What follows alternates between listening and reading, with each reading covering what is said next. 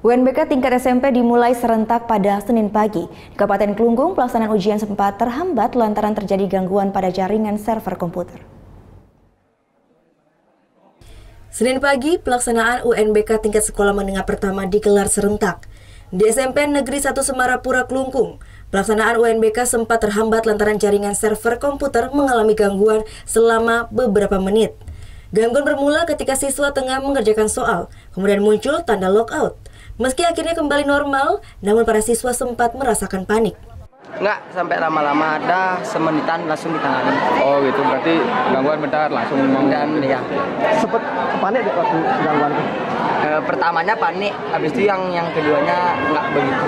Sekarang dah. Soalnya pas simulasi juga masalahnya juga hampir sama. Apaan ke masalahnya? Masalahnya itu langsung ada tulisan logout tiba-tiba. Di SMP Negeri 1 Semarapura, pelaksanaan UNBK dibagi menjadi 3 sesi, lantaran terbatasnya jumlah komputer. Sekolah ini hanya mempunyai 100 unit komputer saja dengan jumlah siswa mencapai 469 orang.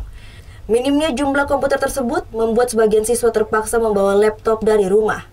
Kita siapkan itu sekitar 170 ya, termasuk laptop ya semuanya. Laptop ini dari siswa Pak ya? Sekitar 70 unit itu milik siswa. Siswa kelas 9 yang ikut ujian. Ada dari guru juga ya? Ada dari guru-guru juga. Klien itu tidak butuh jaringan internet ya. Yang butuh jaringan internet adalah server. Jadi semua server harus terkoneksi dengan server pusat. Sedangkan kliennya itu dia terkoneksi dengan server sekolah gitu. Pelaksanaan UNBK tingkat sekolah menengah pertama berlangsung selama 4 hari sampai hari Kamis nanti dengan jumlah 4 mata pelajaran. Kadek Martana melaporkan untuk NET.